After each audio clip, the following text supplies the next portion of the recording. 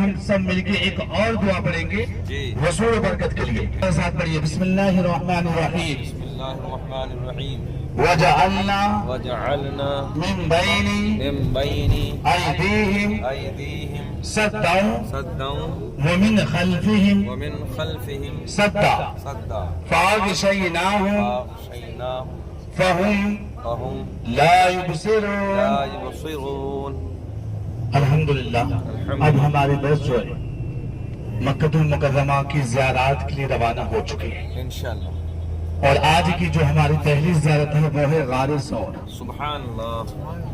غار ثور یہ وہ غار ہے جس غار میں اللہ کے پیارے نبی کریم صلی اللہ تعالی علیہ وسلم جب آپ نے مکہ المکرمہ سے ہجرت کی تھی اور ہجرت کرنے کے بعد سب سے پہلے آپ نے ایک غار کے اندر قیام کیا تھا جس کا نام ہے غار ثور.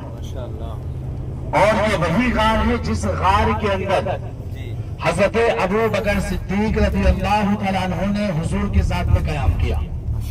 اور ان 3 دنوں میں جو آپ نے نیکی کی تھی شاید ہم پوری زندگی بھر نیکی کریں گے تو اس ایک نیکی کے برابر نیکی نہیں کر سکتے. سبحان اللہ. سبحان اللہ. یہ وہی غار ہے جس غار کے دروازے پہ مکرے نے جالا لگایا تھا, کبوتری نے انڈے دیے تھے, ماشاءاللہ. وہیں پہ غوصلہ لگایا تھا, ماشاءاللہ. اسی غار میں ایک سانپ بھی بیٹھا ہوا تھا. آج انشاءاللہ ہماری پہلی زیارت ہے اس غار کے قریب پہنچیں گے. غار کی اونچائی ہے 5413 فٹ. کتنی اونچائی ہے؟ 5413 فٹ. ہاں 5413 فٹ اس کی اونچائی ہے جی.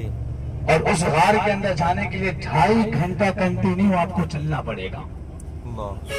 تو اس لیے آج میں اوپر تھوڑی لے کے جاؤں گا تو پتا چلا کہ پورا دن ہمارا وہیں چلا جائے گا, ہے کہ نہیں؟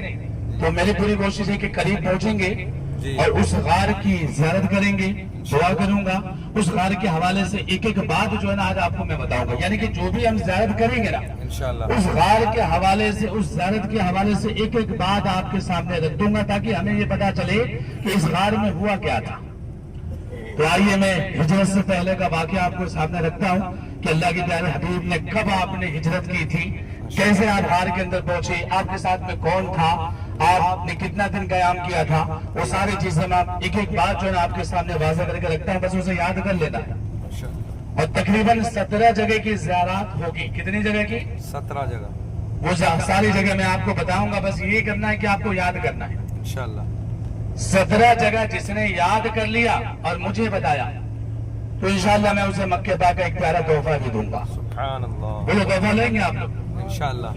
یہ بات جو میں کر رہا ہوں میں ہوے میں نہیں کرتا ہوں, جو بات ہوتی ہے میں وہی بولتا ہوں انشاءاللہ. اور جو چیز میں آپ کو بتاؤں گا دکھاؤں گا آپ نے یاد کر کے نا آخری میں مجھے بتایا کہ عالم بھائی یہ پورے ڈیٹیل میں نے یاد کر لیے تو میں انشاءاللہ یقیناً آپ کو بڑا پیارا تحفہ دوں گا, یادگار تحفہ ہوگا. ماشاءاللہ. لیکن جس نے یاد نہیں کیا تو اس سے میں تحفہ بھی لوں گا. یہ اچھا بولو چلے گا نا انشاءاللہ. سب بولو رہے انشاءاللہ. اب حاجی صاحب سوچ رہے کہ لینے کا دینی نہ پڑ جائے لیکن میری کوشش ہے کہ میں آپ کو تحفہ دوں کیونکہ بار بار موقع نہیں ملتا یہاں. تو یہ ایک چیز انشاءاللہ آپ کو یاد بھی کرنا ہے. انشاءاللہ. ہجرت سے پہلے کا واقعہ سنیں. کفار مکہ جو تھے نا یہ سارے نبی کے خلاف تھے اور اس وقت جو جہالت کا وقت تھا, جو دور تھا سارے نبی کے خلاف تھے. تو مکہ المکرمہ کے اندر ایک میٹنگ رکھا گیا تھا جسے کہتے ہیں مشورہ. ایک مشورہ کیا گیا جس میں بڑے بڑے سردار یہاں تک کہ ابو جہل بھی موجود تھا. سارے کفار مکہ جو ہے مکے کے اندر آ کے حضور کے خلاف جب میٹنگ کیا تو اس میٹنگ میں تقریباً 40 لوگ تھے. کتنے تھے؟ 40 تھے اور سارے نبی کے خلاف تھے. لیکن اسی مجمع کے اندر ایک شیطان جو انسانی شکل میں مجمع میں آ کے بیٹھا ہوا تھا, بوڑھے کی شکل میں. لیکن جب بات چلنے لگی نبی کے خلاف جب بات چلنے لگی تو اسی مجمع سے ایک شخص اٹھا اور ہمارے نبی کریم صلی اللہ تعالی علیہ وسلم کے خلاف معاذ اللہ یہ کہتا ہے کہ ان کے ہاتھ پیر کو باندھ کر ایک کالی کوٹری میں ڈال دیا جائے. کہہ دیجئے نعوذ باللہ. جب یہ بات رکھی گئی کہ دوسرا بندہ ایک اور اٹھا اور وہ بھی مجمع کے اندر یہ کہتا ہے معاذ اللہ کہ ان کو مکہ المکرمہ سے باہر کر دیا جائے. کہہ دیجئے نعوذ باللہ.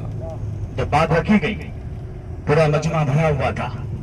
شیطان جو بوڑھے کی شکل میں بیٹھا تھا اچانک اٹھا اور اسی مجمع کے اندر کہنے لگا کہ ایسا نہ کیا جائے، کیونکہ شیطان کو بھی یہ بات پتا تھی کہ اللہ کے پیارے نبی کریم صلی اللہ تعالی علیہ وسلم کو مکہ المکرمہ سے اگر باہر کیا جائے گا، اور مکے کے باہر اگر ایک انسان سے نبی سے ملاقات ہو گئی، وہ بھی نبی کا ہو جائے گا، کیونکہ حضور کے چہرے کو جس نے دیکھا ہے نا، ایک مرتبہ نبی کا ہو گیا۔ اللہ تو اب اس شیطان نے جب بات رکھی تو پھر مجمع میں جو شیطان بوڑھے کی شکل میں تھا وہ اچانک اٹھا کہا ایسا نہ کرے، اگر ایسا کرو گے، اگر مکے کے باہر اگر ایک انسان سے نبی سے ملاقات ہو گئی وہ بھی نبی کا ہو جائے گا۔